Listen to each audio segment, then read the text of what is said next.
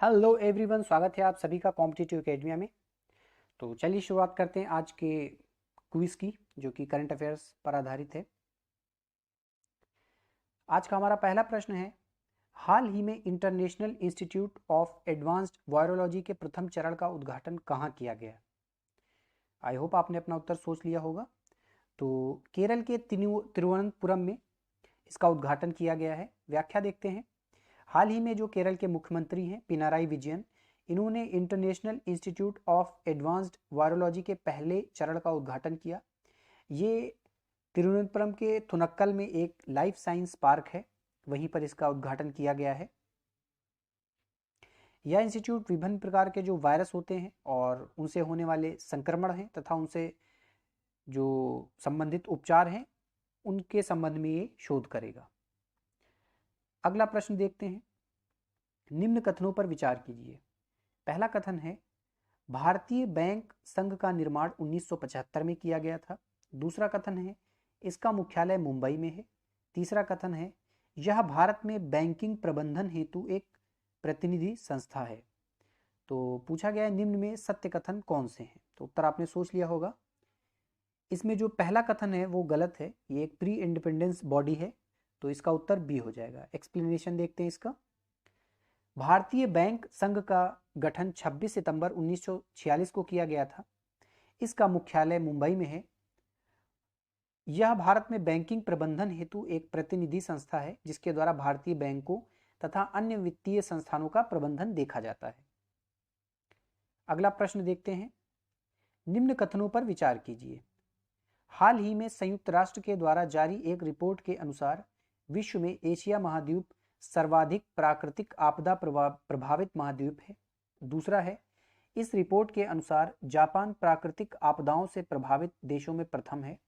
तीसरा है, शीर्ष 10 प्राकृतिक आपदा प्रभावित देशों में से 8 एशिया महाद्वीप के हैं। तो इसमें से आपको बताना है कि कौन से कथन सही हैं। तो इसमें दिया नहीं गया, वैसे क्वेश्चन कंप्लीट नहीं है, फिर भी देख लेते हैं कौन कौन से कथन इसमें सही हैं। तो इसमें जो पहला कथन है वो कथन सही है और तीसरा कथन सही है, क्योंकि कल हमने डिस्कस किया था जापान नहीं बल्कि चीन वो देश है जो कि प्राकृतिक आपदाओं से सर्वाधिक प्रभावित है। तो इसका उत्तर हो जाएगा सी। व्याख्या देखते हैं। हाल ही में संयुक्त राष्ट्र के द्वारा एक रिपोर्ट जारी की गई, जिसके अनुसार पिछले 20 सालों में प्राकृतिक आपदाओं में व्यापक रूप से वृद्धि हुई है। प्रत्येक वर्ष 13 अक्टूबर को अंतर्राष्ट्रीय आपदा न्यूनीकरण दिवस मनाया जाता है। इस मौके पर संयुक्त राष्ट्र के द्वारा इस रिपोर्ट को जारी किया गया। इस रिपोर्ट के अनुसार प्राकृतिक आपदाओं से सर्वाधिक प्रभावित महाद्वीप एशिया है और सर्वाधिक प्रभावित देश चीन है। प्राकृतिक आपदाओं से प्रभावित होने वाले देशों में संयुक्त राज्य अमेरिका दूसरे नंबर पर है, जबकि भारत तीसरे नंबर पर है। शीर्ष के 10 देशों में से 8 देश एशिया में स्थित हैं। अगला प्रश्न देखते हैं। निम्न में सुमेलित हैं, निम्न में सही सुमेलित कौन कौन से हैं? ये संगठन दिए गए हैं और सामने उनका मुख्यालय दिया गया है, तो आपको बताना है कौन से सही सुमेलित हैं। तो विश्व स्वास्थ्य संगठन, इसका मुख्यालय जिनेवा में है, ये सही सुमेलित है। संयुक्त राष्ट्र, इसका मुख्यालय न्यूयॉर्क में है, ये भी सही सुमेलित है। फिर आता है वर्ल्ड इकोनॉमिक फोरम वियना, ये सही सुमेलित नहीं है, इसका भी मुख्यालय जिनेवा है। तो पहला और दूसरा ये दो सही सुमेलित है, इसका उत्तर हो जाएगा ए। व्याख्या देखते हैं। संयुक्त राष्ट्र यह एक अंतर्राष्ट्रीय संगठन है जो कि अंतर्राष्ट्रीय कानून को सुविधाजनक बनाने के लिए सहयोग, अंतर्राष्ट्रीय सुरक्षा, आर्थिक विकास, सामाजिक प्रगति, मानव अधिकार और विश्व शांति के लिए कार्य करता है। इसकी स्थापना 24 अक्टूबर 1945 को 50 देशों के द्वारा एक अधिकार पत्र पर हस्ताक्षर करके की गई थी और इसका मुख्यालय न्यूयॉर्क, संयुक्त राज्य अमेरिका में है।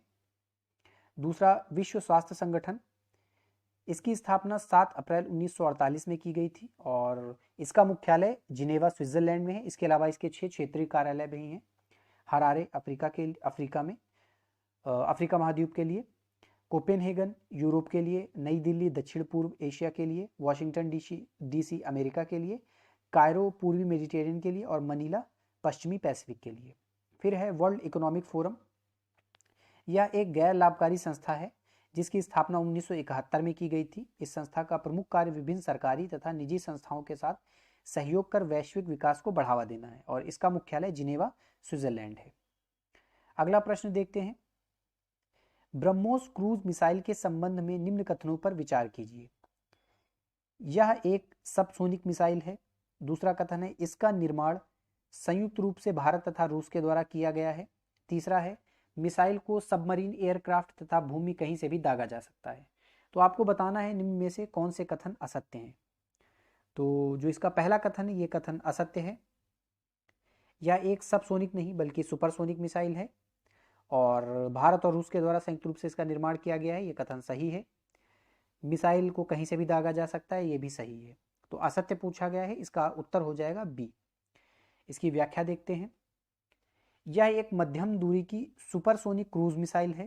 क्रूज मिसाइल का मतलब होता है कि आपको एक बार जो लक्ष्य है उसको सेट करके इसको फायर कर देना है, फिर अगर लक्ष्य अपने स्थान से हट भी जाता है तो ये उसको फॉलो कर लेगी और उस पर अटैक कर देगी।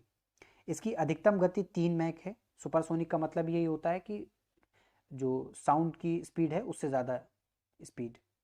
इसका निर्माण संयुक्त रूप से रूस तथा भारत के द्वारा किया गया है और इसे सबमरीन एयरक्राफ्ट तथा भूमि कहीं से भी दागा जा सकता है। अगला प्रश्न देखते हैं। निम्न कथनों पर विचार कीजिए। सॉइल ट्रांसमिटेड हेलमिंथीज एक प्रकार का परजीवी है जो बच्चों के शारीरिक विकास और स्वास्थ्य पर हानिकारक प्रभाव डालता है। दूसरा कथन है इससे निपटने के लिए एल्बेंडाजोल नामक टेबलेट का प्रयोग किया जाता है। निम्न में सत्य कथन है। तो अगर आप पहला कथन देखेंगे तो अपने आप ही पता चल रहा है कि परजीवी है, तो कहीं ना कहीं ये कुछ नुकसान ही करेगा। तो आप ऐसे कॉमन सेंस लगा करके भी समझ सकते हैं कि ये पहला सही है। तो दूसरा एल्बेंडाजोल नामक टेबलेट इसके लिए प्रयोग की जाती है इससे निपटने के लिए, तो इसमें दोनों ही कथन सही हैं। तो कम से कम अगर आप थोड़ा सा कॉमन सेंस लगाएंगे तो ये तो पता आपको चल जाएगा कि इसका उत्तर बी और डी नहीं हो सकता है। तो 50-50 वाले से आप सिचुएशन में आ जाएंगे। तो बहुत सारे ऐसे प्रश्न होते हैं जिसमें एक जो सेंटेंस या एक जो कथन दिया जाता है सिर्फ इसीलिए दिया ही जाता है कि वो 2 या 3 कथन बन सके, उसका कोई मतलब बहुत ज़्यादा नहीं होता है। आप कॉमन सेंस लगा करके उसे सही कर सकते हैं। व्याख्या देखते हैं। सॉइल ट्रांसमिटेड हेलमिंथीज, इसे आंतों का परजीवी कीड़ा भी कहा जाता है। एक संक्रामक परजीवी है। ये सार्वजनिक स्वास्थ्य के लिए एक चिंता का विषय है और ये बच्चों में जो शारीरिक विकास है और स्वास्थ्य उसके ऊपर हानिकारक प्रभाव डालता है। इससे एनीमिया और कुपोषण हो जाता है। WHO के द्वारा अनुमोदित एक औषधि है एल्बेंडाजोल। ये विश्व स्तर पर इसका प्रयोग किया जाता है, बच्चों को दिया जाता है ताकि इस परजीवी से निपटा जा सके। अगला प्रश्न देखते हैं। निम्न कथनों पर विचार कीजिए। हाल ही में देश के पहले मल्टी मॉडल लॉजिस्टिक पार्क की आधारशिला असम राज्य में रखी गई। तो दूसरा इसमें कथन है इसके निर्माण से भाड़ा लागत में कमी आएगी तथा प्रदूषण एवं वाहनों की भीड़ भाड़ की समस्या से निपटने में सहायता मिलेगी। तीसरा है इस परियोजना के निर्माण से व्यापक रूप से प्रत्यक्ष एवं अप्रत्यक्ष रूप से रोजगार प्राप्त होंगे। पूछा गया है निम्न में सत्य कथन है। तो अगर आप इसमें कॉमन सेंस लगाएंगे तो कहीं ना कहीं इसमें लॉजिस्टिक्स की बात की जा रही है, तो कहीं ना कहीं ये जो भाड़ा लागत है उसमें कमी आएगी और प्रदूषण भी कम होगा, जाम नहीं लगेगा। तो कॉमन सेंस लगा करके आप इसका दूसरा कर सकते हैं। तीसरा कहा गया इस परियोजना के निर्माण से व्यापक रूप से प्रत्यक्ष एवं अप्रत्यक्ष रूप से लोगों को रोजगार प्राप्त होगा। तो कभी भी कोई बड़ी परियोजना होती है तो उसमें लोगों को एम्प्लॉयमेंट मिलता ही मिलता है, तो इसको भी आप कॉमन सेंस से कर सकते हैं। तो अगर आप ये कर लेते हैं तो आप 50-50 की सिचुएशन में आ जाएंगे। 2 एलिमिनेट हो जाते हैं और पहला फैक्ट बेस है, आपको पता होना चाहिए कि कहाँ पर ये बनाया गया तब कर पाएंगे। फिर भी अगर आप कॉमन सेंस लगाते हैं तो 50-50 सिचुएशन में आ जाएंगे। वैसे पहला कथन भी इसमें सही है और इसका उत्तर है डी। व्याख्या देखते हैं।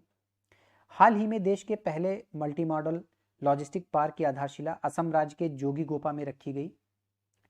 Multi modal logistic park Bharat सरकार की एक प्रमुख नीतिगत पहल है जो देश के क्षेत्र में जो भाड़ा लागत है उसको कम करना, वाहनों का प्रदूषण और भीड़ भाड़ को कम करना, भंडारण लागत में सुधार लाना, इनके लिए एक महत्वपूर्ण नीति है।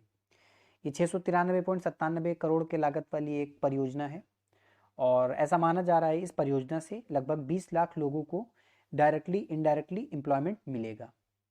आगे दिया गया है कि इसका जो पहला चरण है इसके निर्माण का वो 2023 तक पूरा हो जाएगा और इसके अतिरिक्त 22 अन्य स्थानों पर इसी प्रकार के मल्टी मॉडल लॉजिस्टिक पार्क प्रस्तावित हैं।